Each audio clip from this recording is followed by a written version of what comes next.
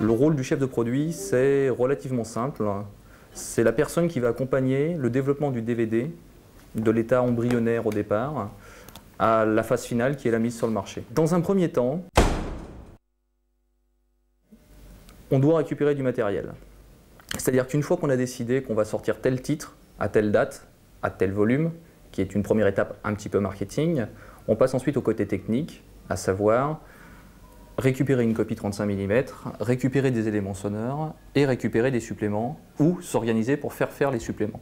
Il faut savoir qu'en règle générale, pour faire un DVD, on est obligé de faire un télécinéma qui va nous permettre de passer du format copie 35 mm exploitable au cinéma à un format vidéo qui sera exploitable aussi bien en vidéo VHS qu'en vidéo DVD qu'à la télévision. Une fois que tous les éléments cinéma dont on parlait tout à l'heure ont été transformés en éléments vidéo, on va passer à la véritable production du DVD, à savoir l'encodage de ces éléments, l'authoring de ces éléments, la fabrication des menus, la fabrication des suppléments directement pour le DVD, le sous-titrage de tous ces éléments.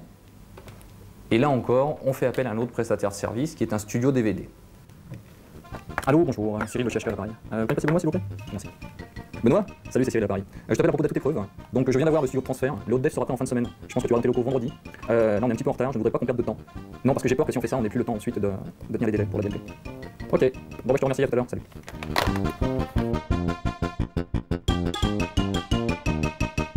Les travaux de prémastering comportent un certain nombre d'étapes. La toute première, nous nous assurons de la qualité technique de l'ensemble des éléments vidéo, audio et sous-titrage que contiendra le futur DVD. Suite à ces vérifications, nous pouvons proposer à notre client d'éventuelles restaurations d'images ou du son. Oui, Christophe, c'est Benoît. Écoute, j'arrive avec un master, puisqu'on doit effectuer une restauration sur un nouveau titre. A tout de suite. Les défauts que l'on rencontre en général sur un master d'origine, c'est du type poussière, rayures, ou alors cassure carrément pour les films les plus anciens. Et donc on va avoir différents outils et différents filtres pour enlever tous ces défauts à l'image de manière à ce que le DVD soit de qualité optimum. Après restauration, on peut donc obtenir une copie d'une qualité supérieure à une copie en projection en salle. Une fois que tous nos éléments sont prêts, vérifiés et éventuellement restaurés, nous allons travailler avec l'arborescence pour déterminer les taux d'encodage. Et c'est la partie qu'on appelle bit budgeting. Vient ensuite l'étape des encodages. Donc nous allons encoder tous les éléments vidéo en MPEG-2, tous les éléments audio en AC3 Dolby Digital ou bien en DTS. Et nous allons bien évidemment reprendre pour tous ces encodages les débits que nous avions calculés précédemment. La qualité d'un encodage pour le DVD, donc en MPEG-2, c'est d'abord le débit qu'on va appliquer donc à cet encodage. Et ce débit va se calculer par rapport à la durée du programme qu'on va mettre sur le DVD. Donc plus la durée sera courte sur le DVD, plus on pourra appliquer des débits importants et donc plus l'image sera bonne en décompression MPEG-2. Plus l'image aura un contenu statique, plus le débit va chuter pour gagner de la place en fait sur le DVD, et plus l'image sera en mouvement, plus le débit va augmenter pour que le lecteur DVD, quand il va décompresser l'image, qu'il puisse vous la restituer telle qu'elle était. L'ensemble des encodages étant terminé, nous allons maintenant procéder à la partie finale qui s'appelle l'authoring. Oui, Franck? Oui, ça y est, je t'ai envoyé tous les éléments, c'est bon, tu peux bosser. Ciao! L'authoring, c'est la programmation du DVD. Donc, une fois que les éléments ont été encodés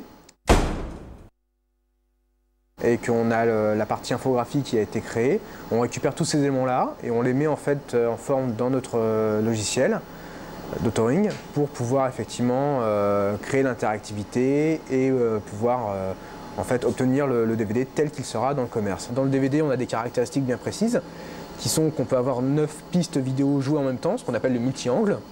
Donc là, on peut avoir jusqu'à 9 angles de vue différents de la même scène. On peut avoir jusqu'à 8 pistes audio différentes et jusqu'à 32 pistes de sous-titres différentes sur le même DVD. Les possibilités du DVD sont nombreuses, donc ça peut être très simple, le fait juste de voir le film avec plusieurs versions audio, de pouvoir choisir sa version audio du film, ou ça peut être après beaucoup plus compliqué, où dans ce cas-là on va pouvoir avoir une interactivité avec le film beaucoup plus importante. Ça peut être donc tout ce qui est bonus en fait, making of, scènes coupées, aussi tout ce qui est audio commentaire sur le film, comment le film en fait a été conçu. On peut avoir tout le travail autour du film, on peut l'inclure en fait dans le DVD.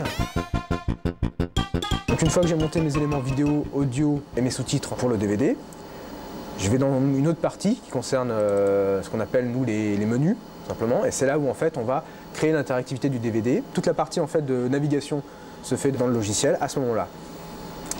Et après, on a l'étape en fait de faire le lien entre la partie menu et la partie éléments vidéo, qui peut être simplement un lien simple. On clique sur le film, on va sur le film. Dès qu'il y a plusieurs choix au niveau de l'audio, au niveau des sous-titres, donc je fais une petite programmation qui me permet de dire je lance le film avec par exemple la piste audio numéro 2 qui correspond à la version originale et la piste de sous-titre numéro 1 qui elle correspond à la version française.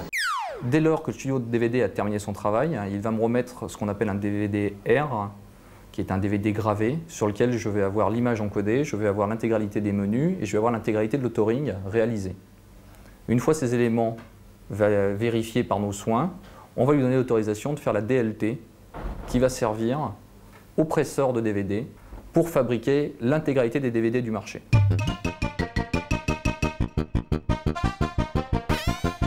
Lorsqu'on reçoit donc ce produit, la DLT, ce que l'on va faire, c'est qu'on va passer à la première étape qui est le mastering. C'est-à-dire qu'on va venir graver l'information digitale de la DLT sur un support qui s'appelle un glass. Ça va être fait à travers un faisceau laser. Donc une fois que l'information a été gravée sur le glass, on va venir métalliser le glass pour pouvoir passer à l'étape suivante qui s'appelle la galvanoplastie. Et là, on travaille en salle blanche. Donc on travaille en salle blanche. Salle blanche, c'est une salle dans laquelle on contrôle l'empoussièrement. Donc les opérateurs sont dans des tenues, dans des combinaisons avec des masques, utilisent des gants pour manipuler les produits. Pour avoir une idée qui est quand même assez marquante, on parle de sillon sur un disque.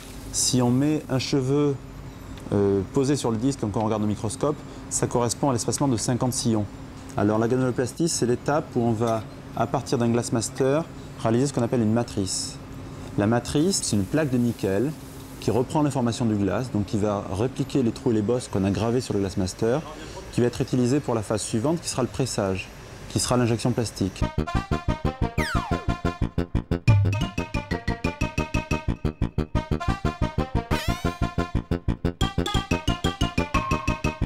Cette matrice va être mise dans une machine d'injection sur laquelle on va venir injecter du polycarbonate. Donc ce sont des petites billes de polycarbonate, de la matière plastique, mais d'une pureté très élevée pour avoir des propriétés optiques très importantes pour faire un disque.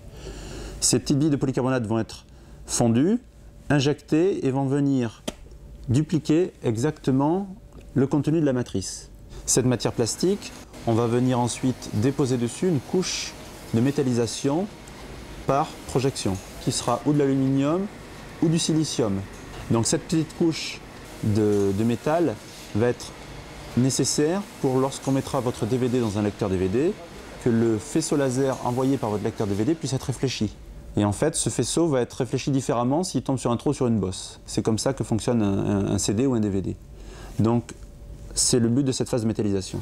Un DVD est composé de 2 demi-DVD. Après la métallisation, on va déposer une colle au-dessus de ce métal et je dirais on va venir coller les 2 DVD. Une fois que cela est fait, on va venir imprimer l'étiquette sur le disque. Là, il y a deux types d'impression. Il y a l'impression offset ou l'impression sérigraphie.